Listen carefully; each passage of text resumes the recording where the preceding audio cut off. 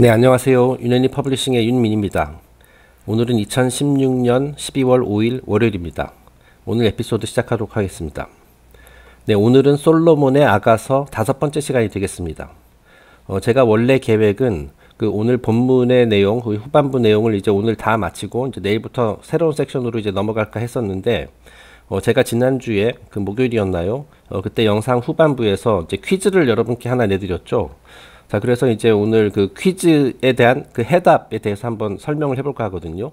자, 그리고 이제 제가 자료를 준비하다 보니까 이 내용이 또 이제 또 많아져가지고 오늘은 그 본문 진도를 나가지 못하고 약간 좀 그 사이드로 빠져서 본문 외적인 얘기, 이 퀴즈에 대한 정답을 주제로 한번 진행해보는 시간을 갖도록 하겠습니다. 네. 그러면은 이제 제가 한번 그 퀴즈, 지난번에 내드렸던 퀴즈 질문을 다시 한번 읽어보고 해답을 말씀드리겠습니다. 네, 질문은 바로 이와 같았습니다. 기독교에서 부활절을 의미하는 이스터 또는 이스터 헐리데이, 이스터 선데이는 바빌로니아의 여신 이슈타르에서 유래되었다. 네, 이슈타, 이스터 이렇게 됐다는 얘기죠. 자, 그렇다면 기독교에서 말하는 부활절이라는 것은 정확히 몇 월 며칠인가? 라는 게 이제 질문이었거든요. 자, 이 해답은 지금 빨간색으로 표시한 바와 같습니다. 자, 매년 춘분이 지난 이후 첫 번째 보름달이 뜬 주의 일요일입니다. 네, 그러니까 이제 춘분이라는 거, 춘분 아시죠? 보통 이제 3월 21일 그때 경에 이제 매년 춘분이 있습니다. 이 춘분이라는 것은 밤과 낮이 봄에 이제 같은 날, 그날이 이제 그 순간이 이제 춘분이거든요. 그래서 이제 이게 보통 매년 약간 몇 시간의 차이는 있습니다만은 보통 3월 20일 또는 21일 요때 떨어집니다. 올해 2016년 같은 경우에는 이제 3월 21일이었어요. 자, 그러니까 이것은 이제 양력에 따른 것이죠. 자, 그 다음에 여러분 아시다시피 이제 보름달이라는 것은 이제 음력 달력의 기준이 되잖아요. 자, 그래서 이제 뭐 설날, 구정 매년 다르지 않습니까? 네, 추석도 매년 다르고 이게 다 음력을 따르기 때문에. 자, 그러니까 이제 양력인 춘분 그리고 그 음력인 바로 이 시점에 보름달과 관련이 있어요. 자, 그래서 한번 제가 예를 들어봤습니다. 이제 올해 같은 경우에는 그러면 부활절이 정확히 언제였냐? 자, 그러니까 부활절도 매년 그 날짜가 달라지겠죠. 이 음력의 영향을 받으니까. 자, 2016년에는 그 춘분이 3월 21일이었습니다. 자, 그런데 이제 그 날이 음력 2월 13일이에요. 그러니까 네, 음력 2월 13일이었습니다. 그러니까 이제 보름 바로 이틀 전이죠. 자, 그러니까 이 공식에 따르면은 춘분 이후 첫 번째 보름달. 그때가 언제냐면은 3월 23일이 되는 거죠. 수요일. 예. 그날이 수요일이었습니다. 제 기억으로. 예. 요때가 이제 음력으로 2월 15일이니까 보름 맞죠? 자, 그러니까 그 주의 일요일. 그러니까 그때 언제가 되냐면 3월 27일이 되는 거예요. 자, 그래서 이제 올해 같은 경우는 3월 27일이 부활절이었습니다. 이제 보통 이 공식에 의해서 이제 대부분의 경우 이제 부활절은 이제 4월에 떨어지는 경우가 많은데 이제 올해는 좀 특이하게 이제 3월 말에 떨어졌죠. 예. 자, 그렇다면 왜 그 이제 부활절이 뭐 이렇게 춘분이랑 보름달이랑 이렇게 상관이 있느냐? 그거에 대한 이제 해설을 지금부터 시작을 하겠는데요. 자, 이제 태양이 다시 태어나기 위해서는 이제 뭐 이제 기독교에서는 그게 물론 이제 예수님이지만은 이런 그 신들 그 진리, 빛 이런 것들을 상징하는 신 또는 이제 뭐 반신반인이든 뭐 구세주든 이런 그 캐릭터들이 많이 있지 않습니까? 자, 이들은 전부 다 빛과 진리를 상징하는 사람들이에요. 또는 신이에요. 자, 그렇기 때문에 그것의 심볼이 바로 이제 태양이거든요. 이게 천문학이랑 관련이 있는 거예요.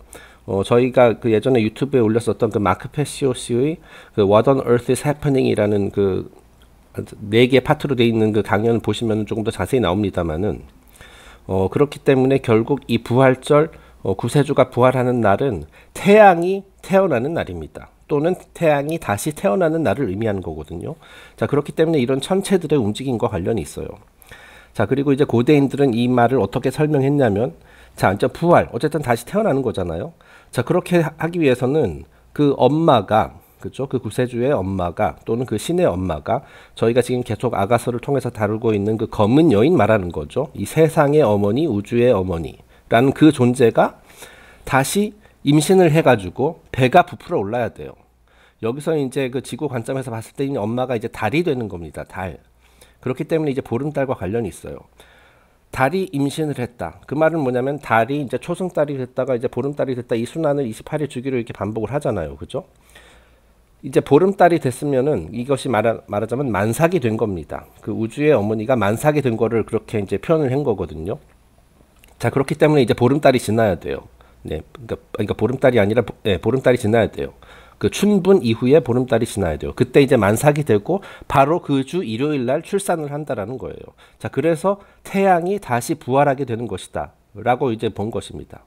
자, 이러한 이유 때문에 부활절이 바로 이 공식에 따라서 정해지는 거예요. 춘분, 자, 그래서 이제 보름달과는 어떤 관련이 있는지 말씀드렸죠. 다음 페이지부터는 이게 왜 춘분과 또 관련이 있느냐, 그것도 말씀드리겠습니다. 자, 이 마지막 블렌 포인트 볼까요? 자, 태양은, 자, 이제 어떻게 그 태양 심볼리즘을 설명할 때, 이걸 천문학과 결부해서 설명할 때 이제 어떻게 표현을 하냐면, 자, 다시 설명드리겠지만 이 태양은 결국 신을 의미합니다. 신의 심볼이에요. 네. 그러니까 이제 태양이라는 것은 물론 그냥 밤하늘에 떠 있는 별 중에 하나죠. 그냥 가스 덩어리 맞습니다. 그 물질 태양은 그거예요. 자, 하지만 이 태양을 신의 심볼 또는 구세주의 심볼로 보았다라는 거죠. 그 옛날 고대인들이 그 전 세계적으로 수많은 뭐 시대와 장소를 거의 불문하고 태양을 신의 심볼로 보았습니다. 구세주의 심볼로 보았습니다. 이 태양이 우리에게 이제 빛을 전해주고 뭐 생명도 부여하고 이렇다라는 거죠. 자, 근데 이 태양도 저희가 지금 얘기하고 있는 검은 여인은 그 신들의 어머니잖아요. 그 태양의 어머니, 그죠? 그 어머니가 이제 이 태양을 낳아야 된다라는 거죠. 자, 그런데 이 태양이라는 것도 그 심볼리즘 관점에서 봤을 때 그러니까 출생이 있고 사망이 있습니다. 매년 1년 365일을 주기로 태어났다가 성장하고 그 다음에 이제 나이가 들어서 늙고 결국에는 이제 죽게 되거든요. 그 다음에 이제 그 다음 해에 또 태어나고 뭐 이런 식으로 이제 계속 그 순환이 반복이 되는데, 자, 태양은 동지에 죽습니다. 언제 죽느냐 하면은 동지에 죽어요. 동지라는 것은 그 윈터 솔스티스 12월 21일이 됩니다. 그것도 물론 이제 하루 이틀 정도, 뭐 하루 정도 차이가 매년 날 수는 있습니다만은 대략 12월 21일 경이에요. 자, 왜 이 동지라는 것이 어떻습니까? 그 하루 1년 365일 중에서 낮이 가장 짧고 밤이 가장 긴 날이잖아요. 그렇죠? 태양의 힘이 가장 약한 날입니다. 제가 지금 얘기하고 있는 것은 전부 다 이제 북반구 기준이긴 합니다. 북반구. 그러니까 이제 적도 위에 그 나라들 기준이에요.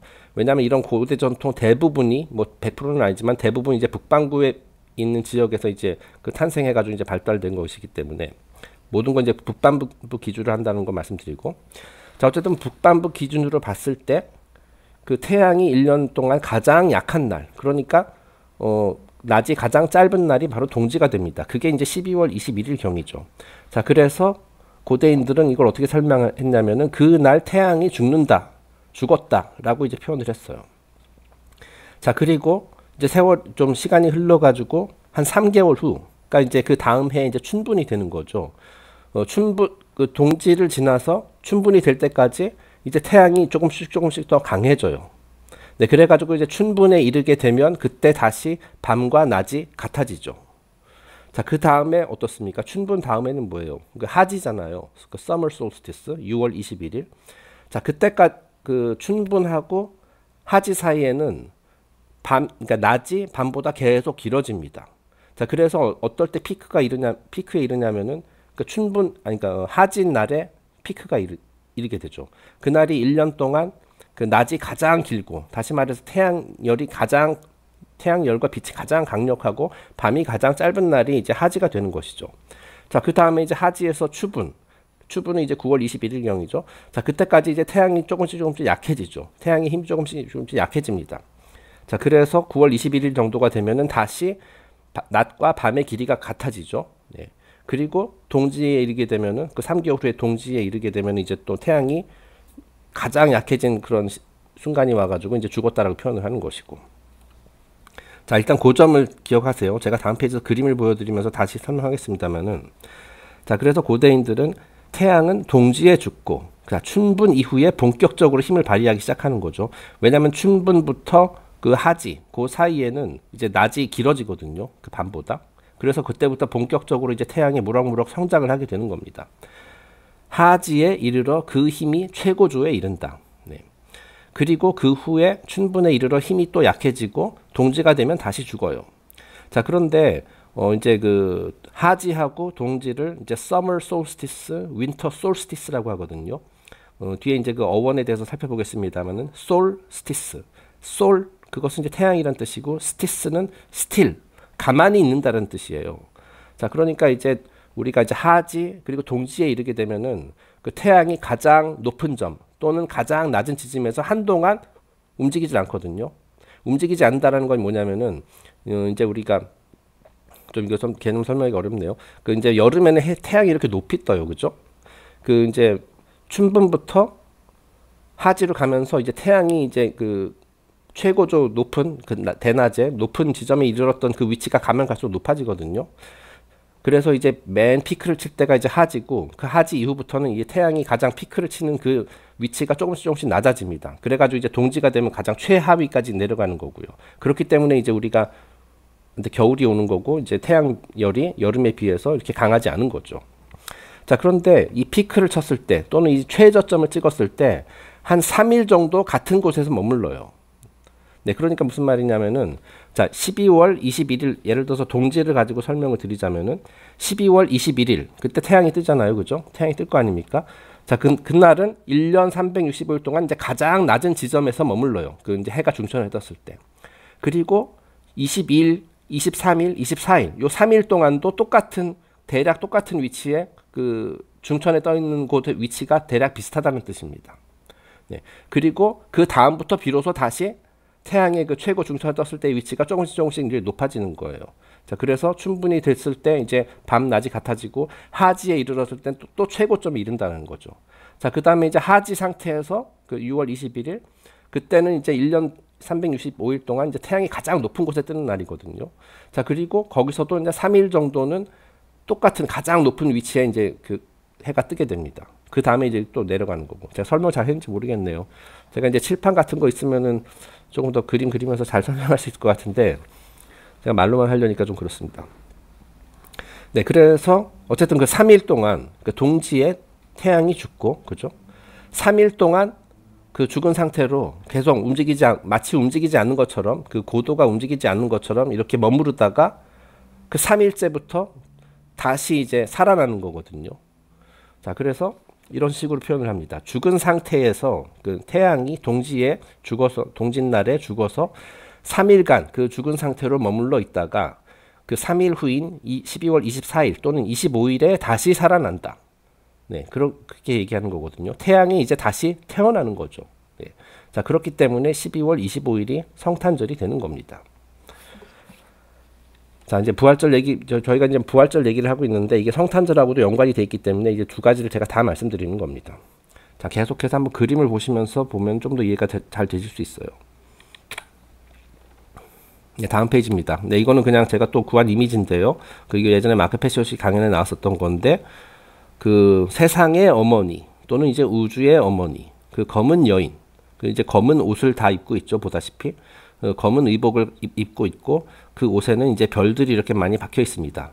자, 그러니까 이게 우주라는 뜻이에요. 자, 그리고 그 검은 여인의 아기가 바로 태양인 거죠. 여기 지금 보면은 아기 예수를 여기 이제 지금 보시는 그림들은 다 기독교 관련된 것이기 때문에 다 아기 예수로 이제 표현이 되는 거죠. 네. 그 빛을 낳은 어둠의 어머니 또는 검은 여인이 되는 겁니다. 그래서 이렇게 썼습니다. Dark Queen 또는 Princess and her son 또는 SUN. 네, 아들과 태양은 뭐 이제 발음도 비슷하고 스펠링도 비슷하죠. 그리고 실제로 그 이런 그 종교 심볼리즘에서 봤을 때 이제 같은 의미를 가지고 있고요. 이 아들과 태양은 곧 같은 것이다. 네. 자, 그래서 좀 약간 천문학적 얘기인데 그렇게 어려운 내용은 아닙니다. 제가 지금 그 전 페이지에서 그 열을 내면서 설명드렸던 내용을 조금 더 이제 그림을 보면서 자세히 한번 살펴보는 겁니다. 자, 지금 보다시피 가운데 태양이 있고요. 이제 이 지구가 태양 주위를 1년 365일을 주기로 해가지고 이렇게 공전을 하잖아요. 그죠? 자, 그런데 이 지구가 이제 공전하는 이 궤도, 그리고 궤도를 이렇게 이제 동그랗게 이제 보면은 이게 일종의 여기가 이제 평면이 되잖아요. 이거 무슨 용어가 있는데 제가 지금 생각이 안 납니다. 자, 그런데 그 평면하고 이 지구의 자전축 있죠. 자전축. 이 자전축이 수직 관계가 아니라 지구가 이제 이 평면에 비해서 이 공전 궤도 평면에 비해서 약간 기울어져 있어요. 지금 보이시죠? 약간 이렇게 오른쪽으로 약간 그 기울어져 있죠. 이게 대략 23.5도 정도 기울어져 있습니다. 자, 그렇기 때문에 이제 그 1년 동안 이제 지구가 이제 뭐 3개월 걸쳐서 이렇게 태양 주위를 이제 공전하게 되는데, 어느 위치에 있느냐에 따라서, 자, 이제 북반구 기준으로 봤을 때 그 이제 태양열을 흡수하는 그 양이 달라집니다. 네. 자, 그래서 한번 윗부분을 여기 먼저 보겠어요. 자, 이게 지금 대략 3월 21일, 22일이라고 되어 있죠. 이게 뭐냐면 춘분이 됩니다. 춘분. 자, 바로 요 날에는 태양 그 밤과 낮이 같아요. 네. 그러니까 이제 태양 빛을 받는 시간과 받지 못하는 시간이 이날은 동일하다라는 거죠. 네. 자, 그런데 3월 지나고 4월, 5월, 6월 돼가지고 이제 북반구 기준으로 봤을 때 이제 왼쪽 이제 반시계 방향으로 이렇게 가겠습니다. 요때가 이르게 되면 요때가 이제 하지가 되는 거거든요. Summer solstice. 자, 그래서 북반부 기준에서는 태양열을 그 어느 때보다도 굉장히 많이 받는, 그래서 1년 동안 낮이 가장 긴 날이 됩니다. 이것이 바로 이제 Summer solstice예요. 자, 그리고 3개월이 지나서 이제 또 태양이 이렇게, 그러니까 지구가 이렇게 딱 이렇게 밑으로 오죠. 자, 요때가 언제냐면은 그 autumn equinox. 그래서 추분이 되는 거죠. 다시 밤과 낮의 길이가 같아집니다. 자, 그리고 또 3개월 후 이쪽에 갔을 때는 이제 winter solstice가 돼서 동지가 되죠. 자, 그래서 북반구 기준으로 봤을 때 태양열과 빛을 가장 적게 받게 되는 그 날이 되겠습니다. 네, 그래서 이와 같은 순환이 계속 이제 반복이 되는 것이죠. 자, 여기서 이제 equinox, 이제 그 춘분, 추분을 이제 equinox라고 하거든요. 그래서 이제 spring equinox, 그리고 fall equinox 또는 이제 autumn equinox. 자, 요 단어를 한번 자세히 살펴보면은 equi, 이것은 equal, 같다라는 뜻이에요. 그 다음에 nox는 이제 밤이라는 뜻이거든요. night라는 뜻. 자, 그러니까 밤과 낮이 같은 날이라는 얘기예요. 그래서 이제 춘분, 추분, 그때는 이제 낮과 밤의 길이가 같다. 자, 그 다음에 이제 solstice, 그 전 페이지에서 설명드렸습니다만은 이것은 sol, 태양이 still, 가만히 있는다라는 뜻이에요.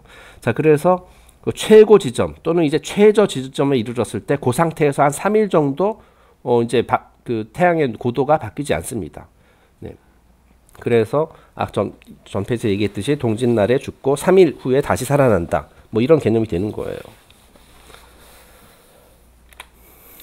자, 이거는 또 다른 사진입니다. 자, 지금 보시면은 그 왼쪽 상단이 이제 동지 때 찍은 겁니다. 그래서 이제 북반부 기준으로 봤을 때 태양열이 이제 가장 적고요. 그 다음에 이제 왼쪽 아래는 이제 하지입니다. 하지. 자, 그래서 북반부 기준으로 봤을 때 태양열과 빛을 가장 많이 받는 날이 되겠고, 이제 오른쪽에 있는 오른쪽 위와 아래는 이제 이코넉스죠. 스프링 이코넉스, 그 다음에 오텀 이코넉스. 그래서 이제 딱 낮과 밤이 같습니다. 네, 그래서 이게 동지, 춘분, 하지, 추분이 되겠습니다. 자, 그래서 이제 요거 이제 기본적인 지식, 천문학적 지식을 이제 가지고 한번 계속 설명을 이어 나가겠습니다. 왜 그 부활절이 이제 춘분과 관련이 있는지. 자, 그래서 이제 고대인들이, 자, 어쨌든 이것은 팩트입니다. 자, 고대인들은 이 태양을 구세주의 심볼로 삼았다라는 거예요. 자, 그러니까 이제 그 신 또는 이제 구세주 또는 반신반인 뭐 어떤 영웅, 이들이 정확히 언제 태어났느냐 이런 거를 이제 정해야 될 거 아닙니까? 예. 자, 그래서 이제 그 천문학의 그 지식을 여기다가 이제 적용을 해봤어요. 자, 그렇다면 우리가 지금 그토록 존경하는 이 구세주, 하도 옛날부터 전해져 내려온 그런 이야기라서 이들이 실제로 그 역사적 인물이라 하더라도 정확히 언제 몇 월 며칠 날 태어났는지는 모르거든요. 자, 하지만은 이들을 뭐 숭배하고 뭐 예배를 같은 걸 드리기 위해서 어쨌든 그 태어난 날짜는 정해놔야 될 거 아니에요, 그죠? 정확하지 않더라도. 근데 실제로 제가 지금 얘기하는 게 실제로 이런 구세주들 뭐 예수님 포함해서 실제로 12월 25일 날 태어났다 뭐 그런 얘기가 아니에요. 날짜를 정하긴 정해야 되니까 그때 이들이 고민을 했었던 게, 자, 이들은 그 태양의 심볼이다. 자, 그러면 태양은 정확히 언제 태어나느냐? 우리 태양이 태어나는 날을 이 구세주 또는 이 신의 생일로 정하자. 뭐 이런 식으로 이제 그 논의를 했다라는 거죠. 네, 그래서 이제 정했는데 이제 두 가지 지금 견해가 있습니다. 자, 태양은 정확히 언제 태어나나, 언제 부활하나 라는 질문에 대한 고대인들의 두 가지 견해가 있다라는 겁니다. 자, 그 첫 번째는 뭐냐면, 자, 이제 태양이 매년 새로 태어났다가 죽고, 새로 태어났다 죽고, 이런 것을 반복을 하는데, 자, 전 페이지에서 말씀드렸듯이, 태양이 동지에 죽은 후, 그 상태로 3일간 멈춰 있다가, 그렇죠? 3일 동안 이제 말하자면 무덤 속에 들어가 있는 상태에서 있는 거죠. 솔스티스.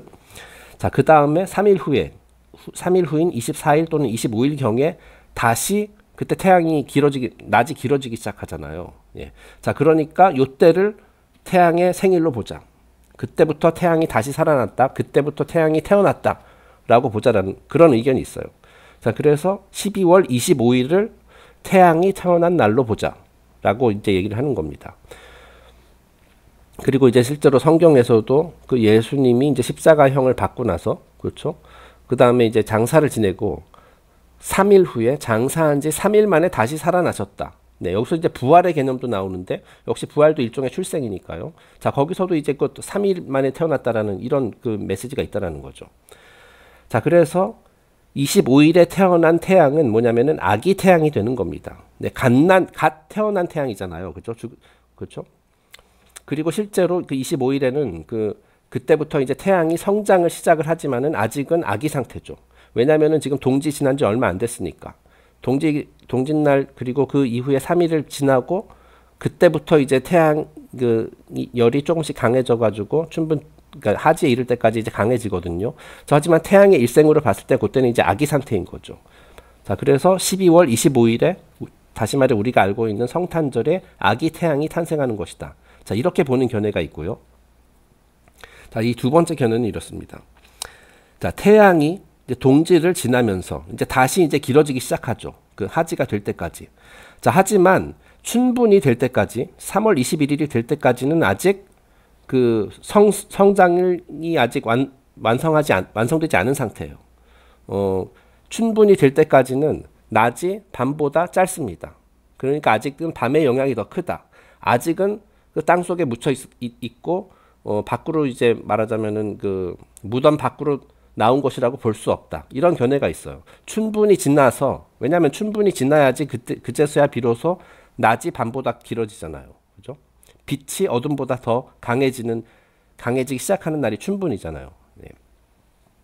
자, 그래서 그 두 번째 견해는 이렇습니다.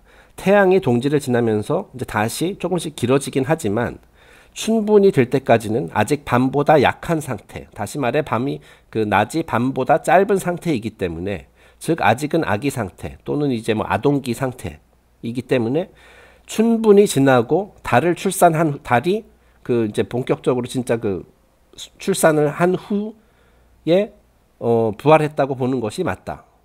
예, 이렇게 이제 두 번째 견해가 있는 거거든요. 자, 그러니까 이제 태양이 태어난 날이 이게 성탄절이냐 아니면 부활절이냐, 그거에 대한 이제 약간의 견해 차이가 있는 겁니다.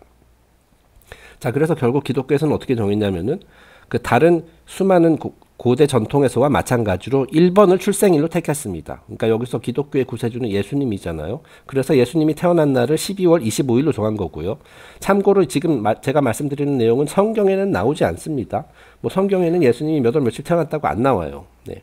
하지만 이거는 그냥 그렇게 이제 정해졌다라는 거죠, 말하자면. 그래서 그 12월 25일을 출생일로 택하고, 네. 그 다음에 이제 예수님이 또 부활을 하잖아요. 그것은 태양이 본격적으로 힘을 발휘하게 되는, 다시 말해서 그 아기였었던 태양이 어느 정도 이제 성인이 된 그 시점, 그 예를 들어서 뭐 한 20대, 뭐 인간에 비유하자면 그 젊은 태양이 그 본격적으로 이제 나서서 활동을 하기 시작하는 그 지점, 그때를 이제 부활절로 봤다라는 거예요. 네. 그래서 그거는 이제 뭐 아까 말씀드렸듯이 춘분 지나고 보름달 지나고 그때 일요일, 네. 그때부터 이제가 부활절이다. 이런 식으로 이제 정했다라는 겁니다.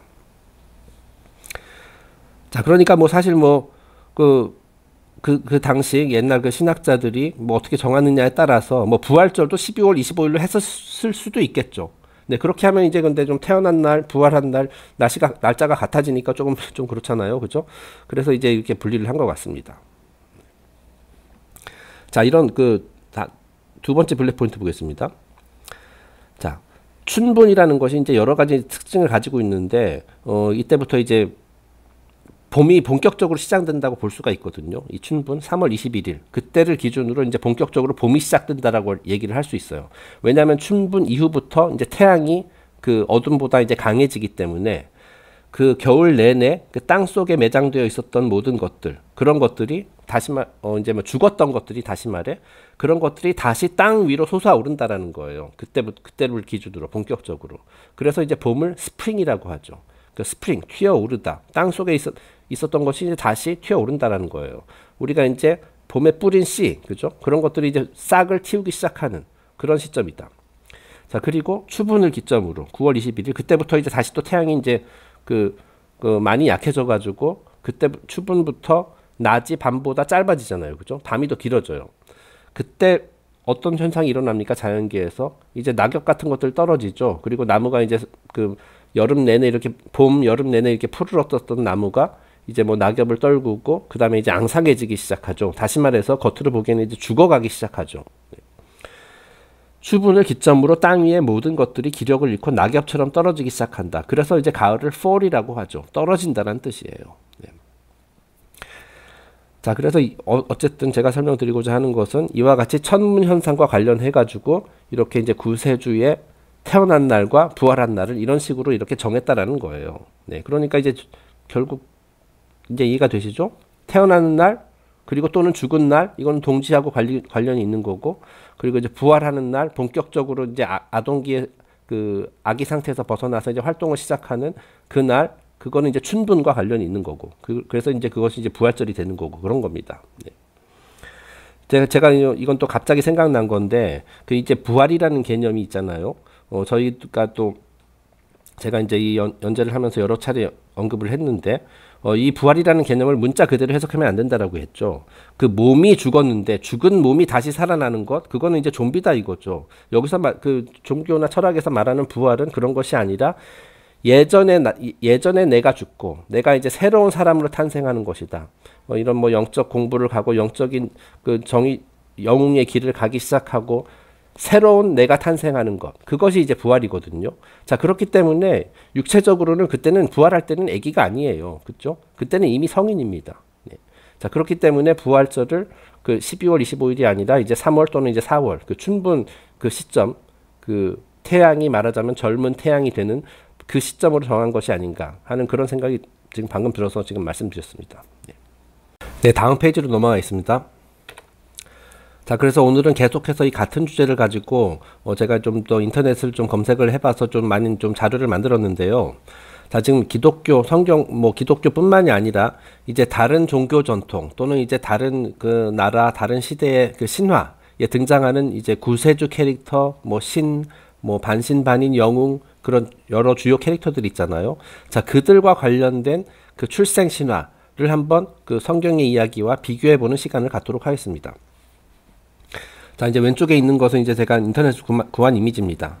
이제 그 최후의 만찬 그 그림에다가 그걸 약간 좀 이제 변경을 해가지고 그 여러 이제 캐릭터들이 이 테이블에 앉아 있는 것을 볼 수가 있습니다. 한번 볼까요? 자, 맨 왼쪽에 이제 그 날개 달린 모자를 쓰고 있는 그리스의 헤르메스가 있습니다. 자, 이들의 공통점이 뭐냐면은 전부 다 12월 25일에 태어났다라는 거예요. 네. 더 자세히 좀 말씀드리겠습니다. 맨 왼쪽에 어쨌든 헤르메스가 있고요. 그리스의 헤르메스. 그 다음에 두 번째가 그리스의 디오니소스입니다. 디오니소스, 와인의 신 있죠. 역시 12월 25일생. 그 다음에 부처님. 여기서 이제 네팔이라고 돼 있네요. 부처님 역시 12월 25일이라고 돼 있어요. 네, 실제로 뭐 부처님이 12월 뭐 25일 탄생이다라는 얘기가 아니라 그 뭐 사실 정확한 날짜가 지금 정확히 알려져 있는지 모르겠습니다만은 이 부처님도 말하자면 빛, 진리 이런 것을 상징하는 그런 존재잖아요. 자, 그래서 이것이 곧 태양과 결부가 되는 것이고 그 태양이 12월 25일에 태어났으니까 부처님의 생일도 12월 25일로 이렇게 하자라고 이렇게 간주하는 사람들이 있었다라는 겁니다. 다 이제 헤르메스도 마찬가지고요. 뭐 디오니소스도 마찬가지고 지금 여기 지금 보시면은 그 역사에 실제로 존재했었던 인물들도 있고 뭐 그렇지 않은 인물들도 있잖아요. 자, 그런데 그들에게 이제 생일을 지정을 했다라는 것은 이거 전부 다 이제 심볼릭한 그런 상징적인 의미를 가지고 있는 겁니다. 뭐 실제로 그날 태어났다는 얘기가 아니에요. 뭐 예를 들어서 예수님의 생일도 12월 25일이라고 우리가 다 알고 있고, 그래서 이제 뭐 그날 뭐 회사도 안 가고 뭐 쉬고 합니다만은, 뭐 역사적으로 실제로 예수님이 그때 태어났다, 우리가 정확히 모르죠. 뭐 여러 학자들 간의 의견이 분분합니다. 뭐 6월생이라는 말도 있고 뭐 등등등. 뭐 부처님도 마찬가지일 것 같고요. 네. 하여튼 이 지금 얘기하는 것은 전부 다 그 심볼릭한 관점이라는 점을 다시 한번 제가 강조하고 싶습니다. 자, 그다음에 자라투스트라, 페르시아, 그 조로아스터라고도 하죠. 이제 페르시아 전통의 이제 선지자였던 조로아스터도 12월 25일로 알려져 있고요. 12월 25일 태생으로. 그다음에 이제 그 인도의 크리시나 있죠. 역시 12월 25일. 참고로 이 크리시나는 이제 그리스도라는 뜻입니다. 그다음에 이제 뭐 예수님 다 알다시피 12월 25일. 이집트의 호루스, 이집트의 구세주 신에 해당되는 태양신에 해당되는 호루스죠. 역시 12월 25일. 그다음에 미스라, 이거 역시 페르시아 전통에 이제 등장하는 캐릭터죠. 12월 25일. 그리스 신화의 반신반인이자 영웅인 헤라클레스도 12월 25일. 그다음에 이제 어도니스, 그 페네키아 전통의 이제 신이죠. 역시 12월 25일. 그다음에 바빌로니아의 타무즈, 역시 12월 25일입니다. 네. 타무즈는 이제 이슈타르의 아들이죠. 네. 그 검은 어머니 이슈타르의 아들이 이제 바빌론 전통에서는 이제 타무즈가 되는 겁니다. 자, 그래서 제목을 이렇게 적어봤습니다. 동정녀 잉태를 통해 성탄절에 태어난 구세주들이라는 특징을 가지고 있습니다. 자, 그러니까 전부 다 생일이 같으니까 이렇게 같이 이렇게 생일 파티를 하고 있는 그런 모습입니다. 참고로 여기 링크는 제가 이제 그 위에다 이제 적어놨고요. 제가 이제 유튜브 설명란에 이거 찍어드릴게요. 한번 본문을 한번 읽어보겠습니다. Before 1000 BC, we have the following gods or demigods born on December 25th: Horus, Osiris, and Attis. 자, 기원전 1000년 이전에는 그 12월 25일에 태어난 그 대표적인 신들로, 신 또는 이제 데미갓, 반신반인으로 대표적으로 이제 이집트의 호루스, 그 다음에 오시리스, 그리고 에티스를 들 수 있다. Before 200 BC, we have Mithra, Heracles, Dionysus, Tammuz, Adonis, and others.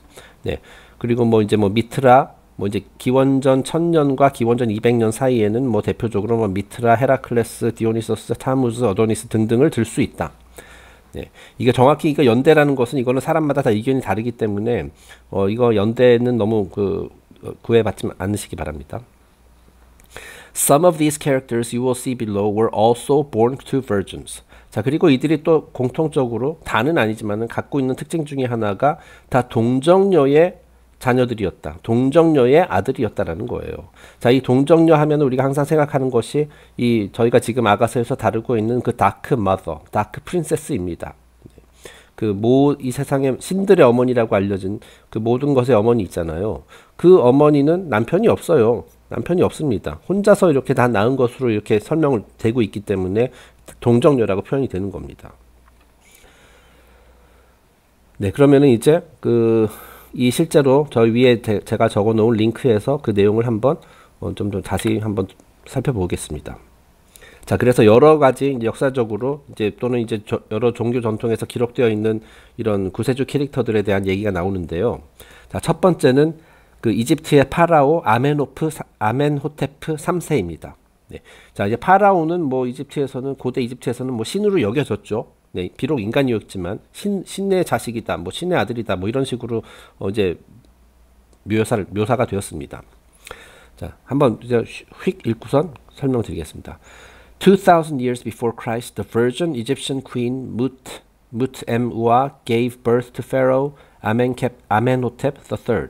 자, 여기서 아멘캡트라고 되어 있는데 이게 아멘호텝이랑 같은 사람입니다. 자, 그러니까 약 기원전 2000년경에 그 동정녀로 알려진 이집트의 여왕 무트엠우아가 파라오 아멘호텝 3세를 낳았다. 그러니까 동정녀가 낳았다는 얘기죠. 동정녀의 잉태로 탄생한 사람이다. 무템우아 had been told she was with child by the god Tat, and the god Neph impregnated her by holding a cross, the symbol of life, to her mouth. 자, 그 이집트 신화에 따르면, 그 스토리에 따르면 그 네프라는 이름을 가진 신이 생명을 상징하는 그 이집션 십자가, 뭐 타우크로스 뭐 이런 거겠죠. 또는 앙크 같은 거. 그것을 이 동정녀 여왕의 입에 물렸다라는 거예요. 자, 그렇게 해서 잉태를 시켰다. 그래서 낳은 아들이 바로 아멘호테프 3세가 되는 겁니다. 자, 그리고 그 스토리에 따르면 Amenhotep's birth was celebrated by the gods and by 3 kings who offered him gifts. 자, 이 아멘호테프 3세가 태어났을 때 그 많은 신들이 그 아멘호테프의 탄생을 축하했고 또한 3명의 왕들이 그를 찾아와서 선물을 주었다라고 되어 있어요. 자, 그러니까 3명의 왕들이 그를 찾아와서 선물을 바쳤다. 자, 이거 비슷한 얘기가 신약 성경에도 나오죠. 3명의 동방 박사가 아기 예수가 태어난 그 마국간 또는 외양간으로 가서 이제 뭐 선물을 줬다. 뭐 이런 얘기 나오잖아요. 자, 그 얘기가 2000년 전에 기원전 2000년에 이미 있었습니다. 그 이제 아멘호테프 출생을 그렇게 얘기를 하고 있어요. 네, 다시 한번 강조하지만은 이런 사람들이 실제로 12월 25일에 태어나고 실제로 동정녀, 진짜 인간 동정녀를 통해서 탄생했다는 것이 아니라 다 이게 심볼리즘이라는 거 기억을 하시기 바랍니다. 자, 이 동정녀라는 것은 이제 다크 마더를 상징하는 것이다. 빛을 낳은 어머니다라는 거 다시 한번 강조합니다. 다음 페이지 넘어가 볼까요? Ra, the Egyptian sun god, was supposedly born of a virgin Net. 자, 이집트의 유명한 태양신 라 있죠, 라. 이집트 태양신 라 역시 동정녀 네트의 잉태로 탄생했다라고 이렇게 전해지고 있다. 그리고 또 하나의 그 이집트의 태양신은 호루스. Horus was the son of the virgin mother Isis. 이집트의 호루스 역시 동정녀 아이시스의 잉태로 탄생을 했다. In Egypt and in other places such as Assyria, Greece, Cyprus, and Carthage, a mythological virgin mother and her child was often a popular subject of art and scripture. 자, 고대 이집트뿐만이 아니라 아시리아, 그리스, 키프로스, 카르타고 이런 그 옛날 고대 문명이 아주 찬란하게 발달했었던 그런 모든 지역에서 일단은 mythological virgin mother. 자, 신화에 등장하는 동정녀 어머니 그리고 그 어머니의 아들. 이 두 사람을 이제 모티프로 한 그런 예술이라든지 조각이라든지 이런 것들이 이제 많이 발달했었다라는 얘기입니다. 자, 그러니까 지금 우리가 다루고 있는 이 다크 프린세스, 검은 여인 또는 검은 여왕의 이야기가 굉장히 오래된 그런 이야기라는 얘기죠. 자, Attis, a Phrygian Greek vegetation god, was born of the virgin Nana. 자, 아티스 신 역시 동정녀 나나의 아들이다 라고 이렇게 묘사되어 있다는 거예요. By one tradition, Dionysus, a Greek character half god and half human, was the son of Zeus, born to the virgin Persephone.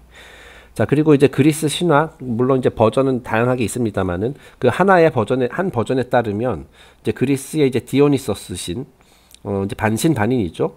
역시 그 동정녀 페르세포네의 아들로 태어났다라고 이렇게 이제 얘기가 되고 있다라는 거예요.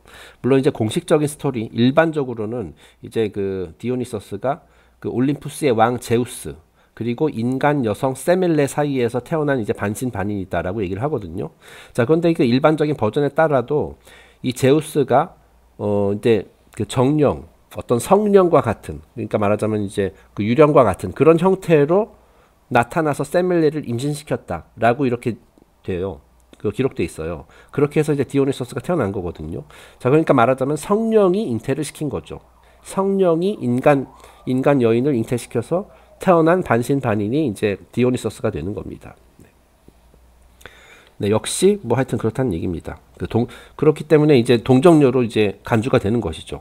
어떤 인간 남자와의 결합을 통해서 태어난 것이 아니라 성령으로 종교적인 용어를 쓰자면 성령으로 말미암아 태어난 것이기 때문에. 네. 자, 그리고 이제 또 다른 버전에서는 이제 페르세포네의 아들이라는 말도 있고요. 네, 제가 이 페르세포네의 아들이라는 말은 들어본 적이 없는데 뭐 어쨌든 이 기사에 따르면 그렇습니다. 자, 그 다음에 Persephone also supposedly birthed Jason, a character with no father, human or divine. 자, 그리고 그리스 신화에 등장하는 그 유명한 영웅 중에 제이슨, 우리말로 이야손이라고 하죠. 그 이제 아르고호를 이제 지휘해가지고 그 황금 양피를 구하러 갔었던 그 영웅. 그 이야손도 페르세포네, 동정녀 페르세포네의 아들이라는 그런 설이 있다. 네, 그런 전통도 있다라는 거예요.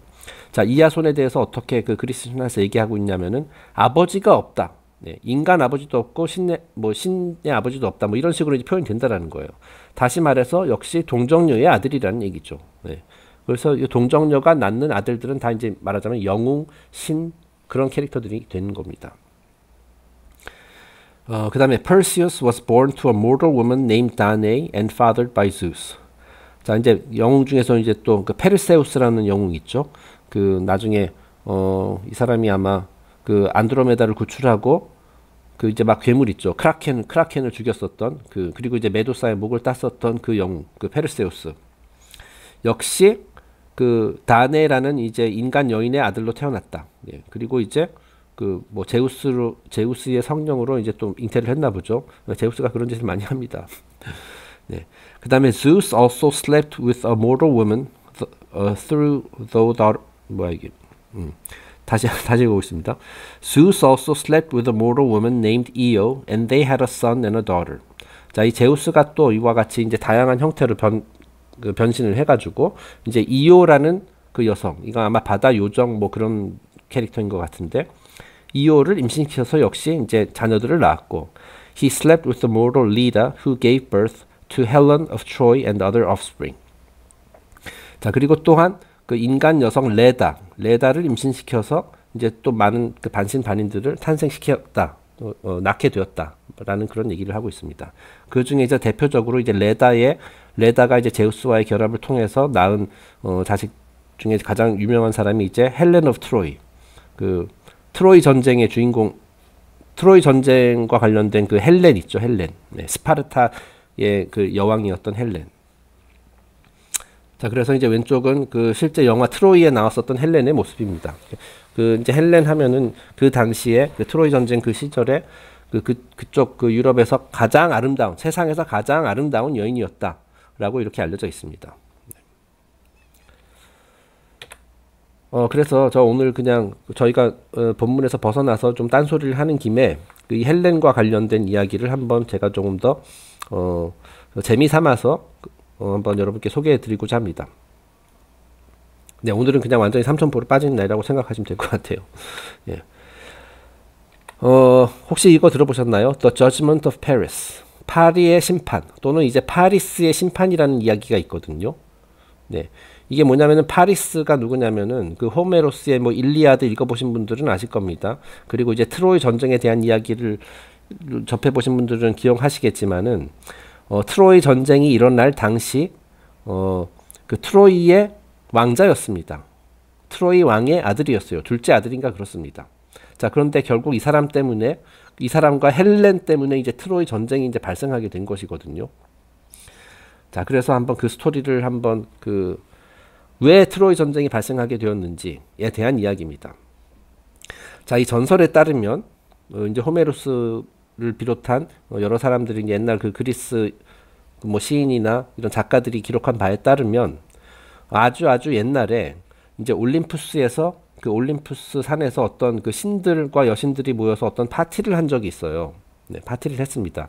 이게 아마 그 나중에 아킬레스를 낳게 되는 그 이제 아버지와 어머니가 이제 결혼식 같은 걸 했어요. 그래서 이제 많은 신들이 그걸 축하를 해주러 왔거든요.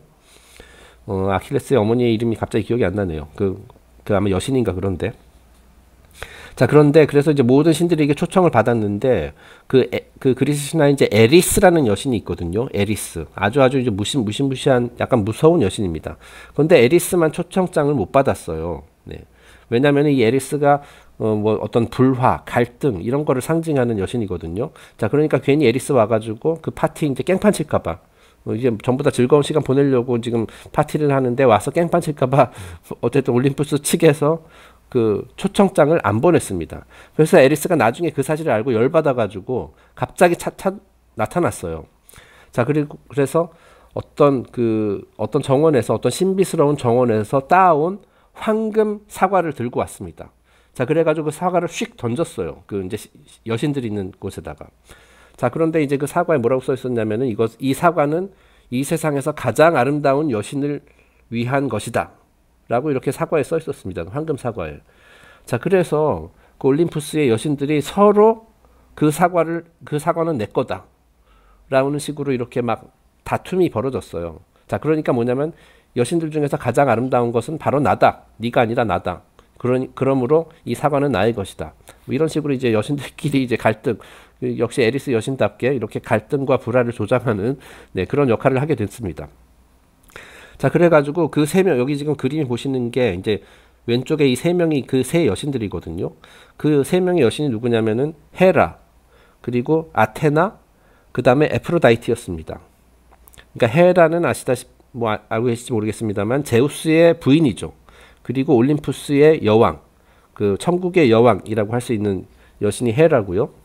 그 다음에 이제 아테나는 제우스의 딸이죠.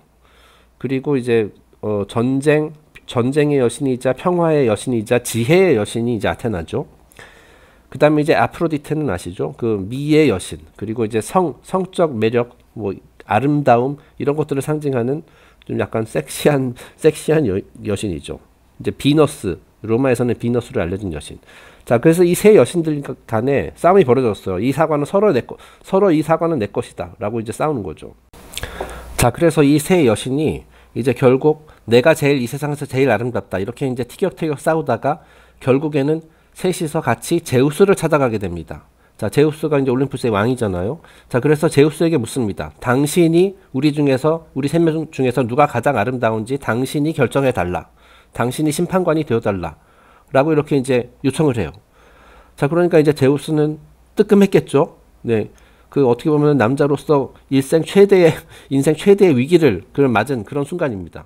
자, 왜냐면은 이제 누군가를 네가 가장 아름답다 얘기하면은 나머지 두 명이 이제 앙심을 품게 될 거거든요. 그죠? 그리고 앙심을 품게 되면 자기는 이제 죽은 목숨이라 할 수 있는, 뭐 하여튼 그런 상황이잖아요. 그죠? 자, 그래서 이 제우스가 계속 이제 머리를 굴리다가 결국에는 이렇게 대답을 합니다. 너희 셋 다 아름다운데 누가 제일 아름다운지는 나도 모르겠다. 자, 하지만 저기 인간 세상에 내려가면은 저기 트로이라는 나라가 있는데 그 트로이 왕의 둘째 아들인 파리스라는 녀석이 있다. 그 파리스라는 녀석이 그 여자를 보는 눈이 굉장히 탁월하다고 하니 걔한테 가서 물어봐라. 라고 이렇게 이제 미꾸라지처럼 이제 그 위기 상황에서 탈출을 하거든요. 네, 그래서 결국에는 이 세 명의 여신이 땅으로 내려와서 트로이로 내려와 가지고 이제 헤르메스의 여기 지금 보시면 그림에 보면 여기 날개 달린 모자 쓰고 있는 게 헤르메스죠. 이제 헤르메스의 이제 안내를 받아서 파리스를 찾아가게 됩니다. 여기 지금 그 쥐팡이 들고 있는 목동같이 생긴 사람이 젊은이가 바로 파리스예요. 자, 그래서 이 세 여신이 이제 파리스에게 묻는 겁니다. 우리가 지금 이러이러한 지금 의견 차이가 있는데 우리 셋 중에 누가 가장 아름다운지 네가 판결해 다오. 제우스가 그러는데 네가 여자를 잘 본다고 하더라. 네, 그래가지고 이제 결국에는 그 제우스가 이 뜨거운 감자를 그 올림푸스의 왕이라는 자가 그 인간에게 그 책임을 떠넘긴 겁니다. 자, 그러니까 이제 파리스도 역시 어떻게 쉽게 결정을 못 내리잖아요. 그죠? 괜히 여신의 노염을 샀다가 누구 한 명 골랐다가 여신의 노염을 살 거 아닙니까? 네. 자, 그리고 이제 이 세 여신들 사이에서는 이제 이게 자존심 싸움이 돼버린 거죠. 네, 그래서 이 파리스를 서로 이제 매수를 하기 시작합니다. 네가 나를 선택해주면은 내가 너에게 이러이러한 걸 주겠다. 라고 이렇게 이제 막 여러 가지를 약속을 하거든요. 파리스에게. 자, 그래서 그 부분을 저기도 밑에 한번 적어봤습니다. 그러니까 Hera offered to make him king of Europe and Asia. 자, 헤라 여신은 그 파리스에게 이렇게 얘기했습니다. 네가 만약 나를 지목해준다면, 이 세상에서 가장 아름다운 자로 나를 지목해준다면 너에게 유럽과 아시아를 주겠다. 다시 말해서 권력을 주겠다라는 거죠. 야, 왜냐하면 헤라는 여신은 이제 올림푸스의 여왕이기 때문에 그런 권력이 있습니다. 자, 한편 Athena offered wisdom and skill in war.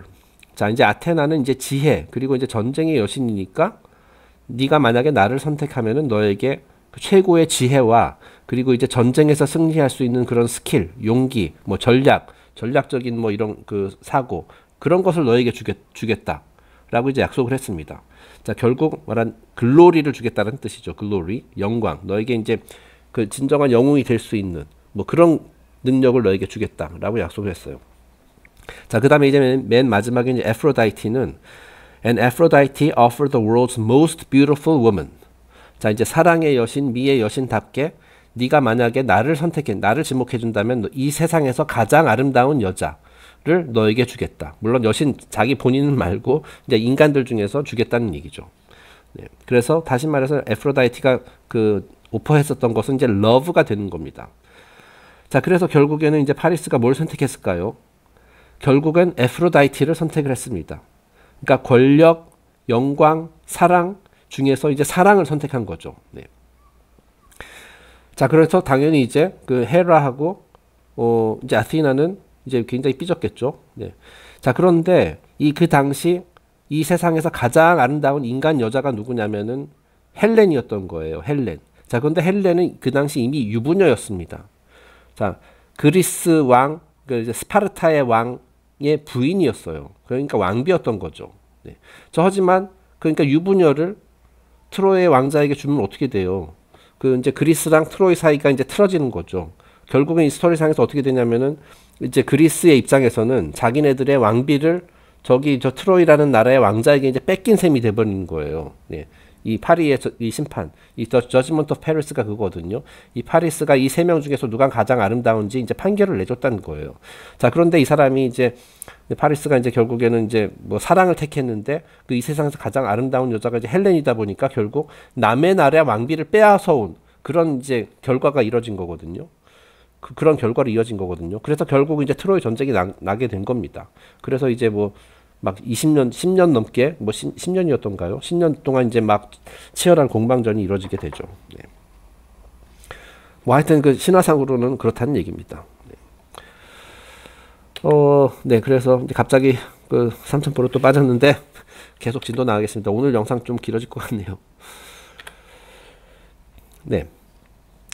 자, 이제 그 기사 계속 읽어보도록 하겠습니다. Even Plato in Greece was said by some to have been born to a virgin Perictione and fathered by the god Apollo, who gave warning to Ariston, Perictione's husband to be. 자, 심지어 이 플라톤도 12월 25일, 아니 그러니까 뭐 12월 55일까지는 모르겠지만은 심지어 플라톤도 동정녀의 아들로 태어났다라는 그런 전설도 있다라는 거예요. 뭐 실제로 그렇다는 얘기가 아닙니다. 예. 역시 그 아폴로, 그 그리스의 태양신 중에 아폴로가 있죠. 그 아폴로의 성령으로 말미암아서 어머니가 임신을 해가지고 플라톤도 그렇게 해서 태어났다. 그렇기 때문에 플라톤도 뭐 반신반인 같은 존재다. 뭐 심지어 그런 말도 있다고 합니다. 뭐 실제로 그렇다는 얘기는 아니고요. 네.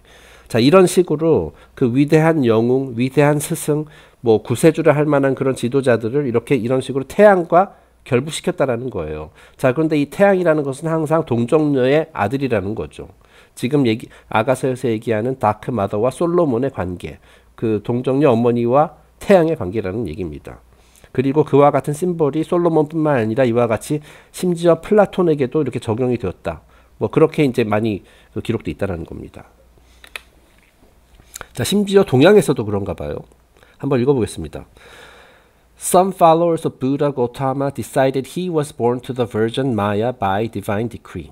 자, 이제 동양에서는 그 신성한 계시로 동정녀 마야에게 그 마야가 잉태를 해서 고타마 부다, 부처님을 낳았다. 뭐 이렇게 여기는 그런 전통도 있다라는 거예요. 자, 이제 마야가 이제 부처님의 어머니죠. 예. 여기서 divine decree, 어떤 신성한 어떤 계시를 통해서 다시 말해서 이제 성령으로 말미암아 뭐 이렇게 태어났다. 역시 동정녀의 아들이라는 얘기죠. 뭐 실제로 그렇다는 얘기가 아니라 그런 전통도 있다라는 겁니다. 심지어 징기스칸도 나오네요. Genghis Khan was supposedly born to a virgin seated by a great miraculous light. 자, 징기스칸 뭐 이제 물론 이제 그 학살자이긴 하지만은 어쨌든 뭐 그렇습니다. 징기스칸의 출생 신화에서도 어떤 기적적인 빛으로 그 어머니가 이제 잉태를 해가지고 징기스칸을 낳았다. 뭐 이런 전통이 있다라는 거예요. The founder of the Chinese Empire, Fo He, was born after a woman, not necessarily a virgin, ate a flower or red fruit. 여기서 Fo He는 이제 중국의 신화에 등장하는 복희 씨를 말하는 겁니다. 자, 이 복희 씨의 어머니가 어떤 꽃 또는 붉은 과실을 먹은 후 임신을 하게 됐다는 거예요. 네. 역시 그런 식으로 이제 태어났다. 그런 전설이 있다는 거죠.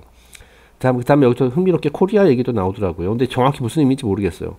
The river Ho, Korea, gave birth to a son when seeded by the sun.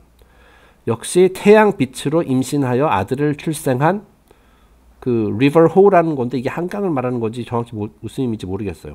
근데 어쨌든 태양 빛으로 임신을 했다. 결국 성령으로 임신을 했다. 뭐 그런 의미거든요. 자, Krishna was born to the virgin Devaka. In Rome, Mercury was born to the virgin Maia. Romulus to the virgin Rhea Silvia.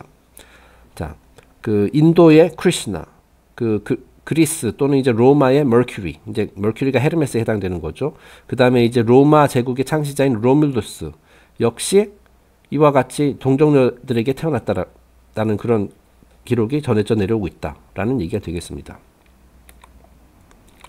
아이고 이제 오늘은 그냥 대충 넘어가려고 짧게 하려고 했는데 생각보다 길어지네요. 이제 마지막 페이지가 되겠습니다. 이제 마지막 사례입니다. 네, 이 구세주들 대한 이야기 마지막 사례. The Persian god Mithra was made the protector of the empire by the Romans in 307 AD, right before Christianity was declared the official religion. 자, 이 미트라라는 또 신이 있죠. 그러니까 원래 이제 페르시아 전통에서 나온 건데 이제 이게 이 페르시아 전통 그런 종교가 이제 나중에 이제 많이 이제 퍼져가지고 결국 이 로마의 국교로 자리를 잡게 되거든요. 이제 우리가 보통 이제 로마 제국이 한창 강성했었던 그 시대. 그때 이제 그걸 로마의 국교로 자리를 잡게 되었고요. 그래서 로마 병정들이 이제 그들의 종교가 다 미트라교였다라고 하죠.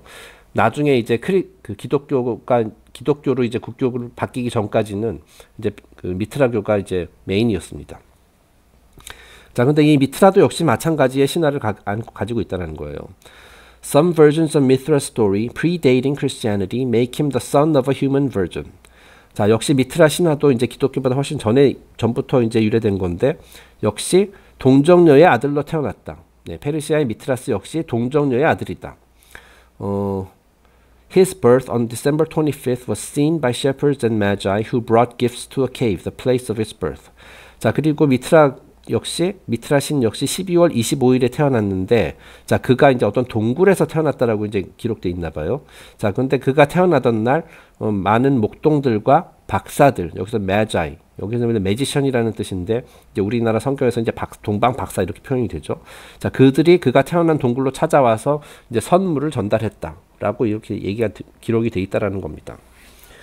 자, 그리고 이제 뭐 제가 지금 한 얘기는 어떤 뭐 기독교를 뭐 비판하거나 까는 것은 아닙니다. 왜냐면은 이런 이야기들이 뭐 뺏겼다라고 얘기하는 것도 아니에요.